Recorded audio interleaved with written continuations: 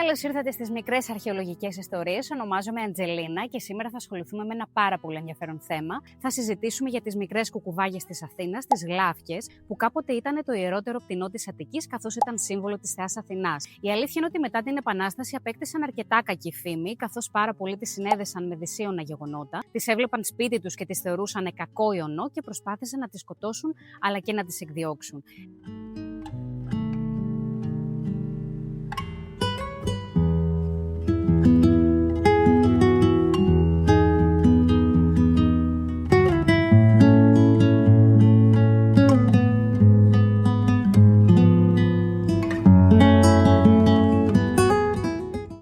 Πάρα πολύ μικρές κουκουβάγες που τις βλέπουμε μέχρι και σήμερα στην Αθήνα, που τρώνε ποντικούς αρουραίους και κάποτε ήταν το ιερότερο πτηνό της Αττικής, καθώς ήταν σύμβολο της θεάς Αθηνάς. Είχαν συνδεθεί με τη θεά Αθηνά, καθώς συμβόλιζαν τη σοφία της. Ο λόγος που συμβόλιζαν τη σοφία ίσως έχει να κάνει με το γεγονός επειδή είναι νυχτώδια πλάσματα και αντιλαμβάνονται μία θέατη πλευρά των πραγμάτων που εμείς οι άνθρωποι και γενικότερα πάρα πολλά πλάσματα άλλα δεν τα αντιλαμβάνονται γύρω τους. Η φήμη τους έπεσε σε δυσμένεια μετά την Ελληνική Επανάσταση. Για κάποιο περίεργο λόγο συνδέθηκαν με δαιμονίες, με θανάτους. Οι άνθρωποι τις έβλεπαν στα σπίτια τους και τρέμανε κυριολεκτικά, ειδικά το κράξιμό της. Οπότε ήθελα να κάνω ένα μικρό φόρο τιμής σε αυτά τα υπέροχα πτηνά, τα οποία σήμερα τα βλέπουμε σε reels στο YouTube και ξεκαρδιζόμαστε, έτσι πως γυρνάνε και σε κοιτάνε περίεργα με αυτά τα κεχριμπαρένια τους ματάκια.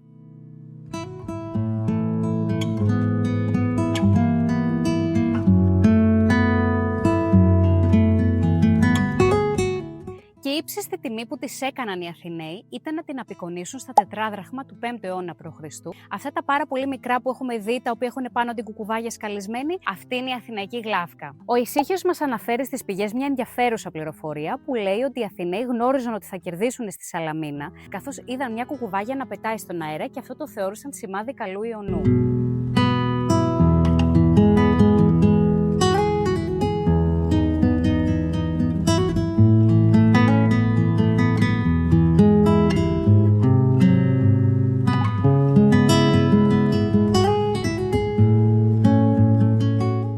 Δυστυχώς η φήμη της κουκουβάγιας αλλά και το ένδοξο τιμημένο παρελθόν της έσβησε σε κάποια φάση μετά την Ελληνική Επανάσταση. Για κάποιο περίεργο λόγο οι άνθρωποι άρχισαν να τη λένε Χαροπούλη, όπως μας αναφέρει ο Παναγιώτης Κατηφόρης, και για κάποιο λόγο ήθελαν να τις εκδιώξουν από το σπίτι τους, άκουγαν το κράξιμό της και το θεωρούσαν κακό ιονό, το είχαν συνδέσει με θάνατο και οι άνθρωποι δυστυχώς τις εκδιώξαν πάρα πολύ. Ίσως αυτή η κακή αντιμετώπιση που υπέστη μετά την Ελληνική Επανάσταση έχει να κάνει με την εμφάνισή της. Εγώ προσωπικά τη θεωρώ πάρα πολύ γλυκούλα, έχει αυτά τα ωραία τα κτηνοβόλα και χρυμπαρένια ματάκια, εξού και το όνομά της από αυτό. Και ίσως οι άνθρωποι την έβλεπαν κάπως επειδή ήταν νυχτώδιο πλάσμα, έχει αυτά τα πολύ έντονα φωτεινά μάτια. Κάπως για κάποιο λόγο οι λαϊκές δοξασίες στο μυαλό τους, γενικά το χαμηλό μορφωτικό επίπεδο που υπήρχε τότε, τους οδήγησε να πιστεύουν ότι αυτές οι μικρές κουκουβάγες είναι φορείς κακών μαντάτων.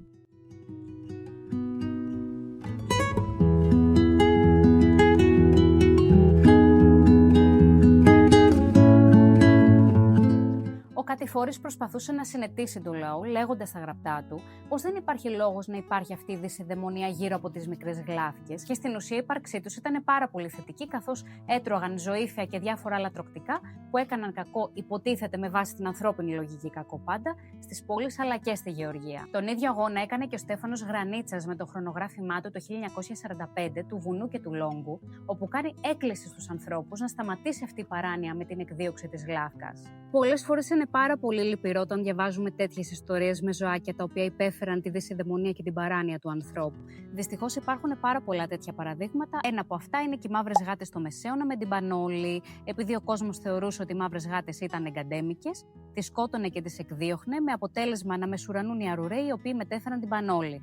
Και να πω την αλήθεια, όσο και αν προσπαθώ να το δω λογικά, δεν μπορώ να καταλάβω γιατί τις γλάφκες τις θεωρούσαν γρουσούζικες. Είναι τόσο γλυκούλες, τόσο όμορφες. Εγώ προσωπικά, επειδή έχω μεγαλώσει σε χωριό, τις βλέπω συνεχώς γύρω μου και είμαι πραγματικά πάρα πολύ εξοικειωμένη με αυτές. Και να πω την αλήθεια, θα ήθελα πάρα πολύ, άμα γινόταν με κάποιο τρόπο, να έχω μία στο σπίτι κατοικίδιο.